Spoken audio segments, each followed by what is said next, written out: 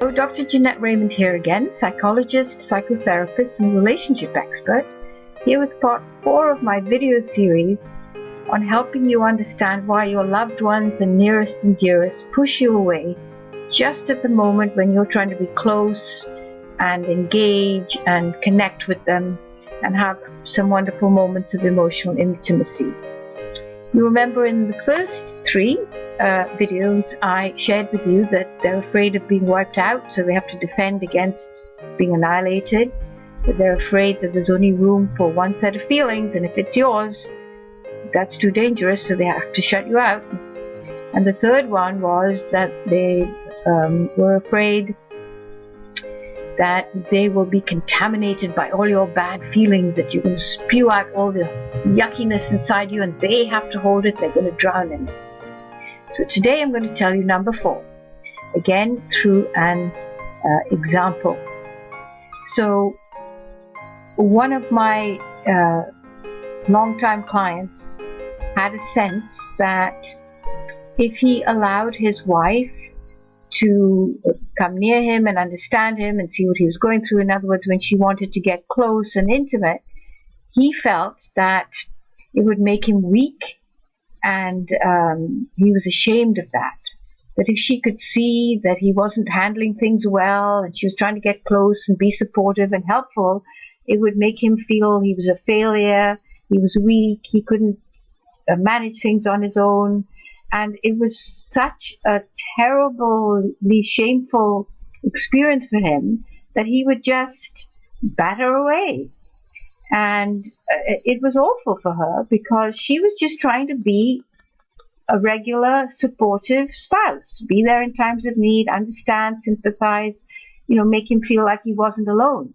But the act of her doing it brought up all these fears that he had since growing up in a household where strength was the thing that had to be achieved at all costs. You mustn't show that you're having a bad feeling, that you're scared, that you can't manage. No matter how old you are, you have to do it all by yourself.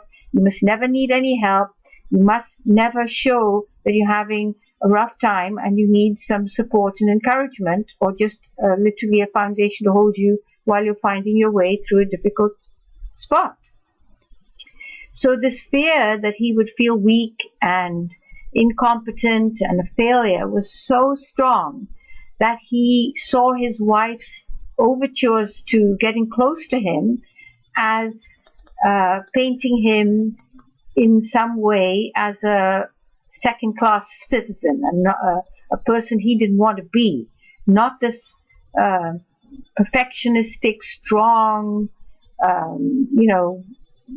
battle through everything, robot, super person. And that, unfortunately, that made it very difficult in their marriage to be there for one another. She felt hurt that he'd keep pushing her away when she was trying to be helpful, and then when he tried to ask for her help in ways that didn't make him feel like he was weak and helpless, then she would say, well, you already pushed me away once, so how do I know you're not going to do it again? Then she got afraid, and then she'd push him away. So this awful vicious cycle just made their marriage very tense, very difficult, and completely devoid of emotional intimacy. So they were always living in this place of being churned up and angry and frustrated and putting up the walls and taking them down and knocking each other out and so on. It was terrible.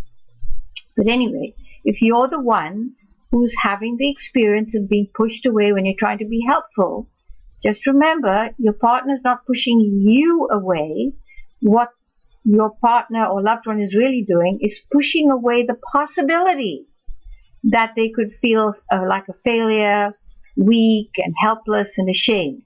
So it's not you. They're trying to avoid all those other feelings. So don't take it personally, and then talk to them about the fact that maybe they're afraid of feeling weak and helpless. And would it really be that way if they just sat down and talked about what's wrong and worked on it together? No. But you have to do it that way. If you just put up your walls and your defenses and go away and pout, then you're both ending up in the same unenviable corners where you're not going to connect emotionally. And to learn more about this, you can go to my website, Now You Want Me, Now You Don't, which will tell you all about my new book and how I helped a man to understand all the fears his wife had when he tried to get near her, and the 10 signs that he could see that she was getting afraid.